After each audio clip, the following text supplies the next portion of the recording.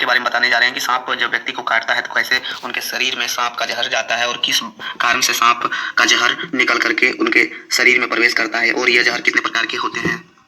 Mainly यह जहर 3 प्रकार से सांपों में देखा जाता है। 90% सांपों में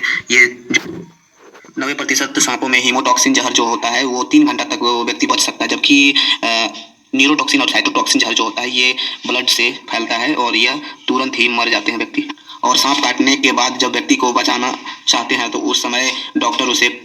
सलाइन करवाता है और सलाइन से उनका ब्लड थक्का जम नहीं पाए, इसके कारण वो उसमें सलाइन करवाया जाता है और सलाइन करवा करके उसके जहर को थक्का ब्लड में नहीं बन पाए उसको जहर को कंट्रोल करने के लिए सलाइन करवाता है, पानी बोतल चढ़वाता है।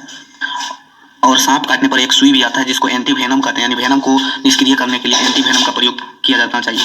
जैसे कि आप देख सकते हैं कि ये जो है पैरोटिड ग्लैंड है, यही पैरोटिड ग्लैंड जो सबसे मनुष्य के अंदर सबसे बड़ी ग्लैंड सलाइवरी ग्लैंड जो होता है वही ये वेनम ग्लैंड यानी पैरोटिड ग्लैंड जहर का काम करता है और ये इंसीजर के माध्यम से वेनम हमारे शरीर में प्रवेश कर जाता है। ये जब हमारे शरीर में प्रवेश करता है जहर किस तरह से करता है,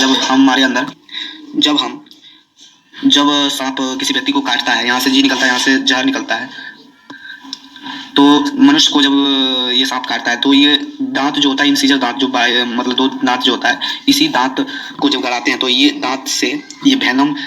ग्लैंड जो होता है, वेनम ग्लैंड यानी जहरीला जो ग्रंथि होती है ये हिल जाता है, जिसके कारण इससे सलाइवा निकलने लगता है। जो सलाइवा वेनम होता है वो वेनम चमड़ा में चल जाता है तो हमारी ब्लड में भी प्रवेश कर जाता है, जिसके कारण हमारे अंदर ये सारे जहर प्रवेश करने लगता है। कुछ 90% सांप जो होता है जहरीला होता है, जैसे कि साइटोटॉक्सिन और न्यूरोटॉक्सिन, ये सांप बहुत ही जहरीला होता है। इसमें बचने का चांसेस बहुत कम होता है क्योंकि ये उनके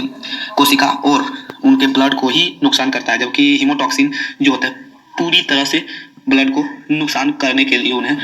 कम से कम 3 घंटा से 4 घंटा की आवश्यकता होती है। और न्यूरोटॉक्सिन जो होता है वो न्यूरॉन यानी मस्तिष्क को ही लॉक कर देता है, जिसके कारण व्यक्ति की मृत्यु हो जाती है। इसके बचाने के लिए काटे गए भाग पर भैकंप के माध्यम से उसे टीन करके उसको उस जहर से मुक्त करवाना चाहिए और डॉक्टर के पास ले जा करके एंटी वेनम देना चाहिए ताकि उसका जहर निकल सके। जैसे कि वैक्यूम बनाने के लिए आपको सुई का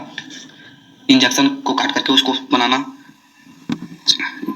जैसे आप देख सकते हैं ये सुई है, इसको यहाँ से काट करके और इसको खोल करके इस साइड से घुसा करके और जहाँ काटा गया है सांप को वो इसको दबा करके वहाँ से और ये टानते रहना है, जहर को निकालते रहना है, मुंह से जहर नहीं निकालना है। और ये निकालते हमें डॉक्टर के पास जाना चाहिए और डॉक्टर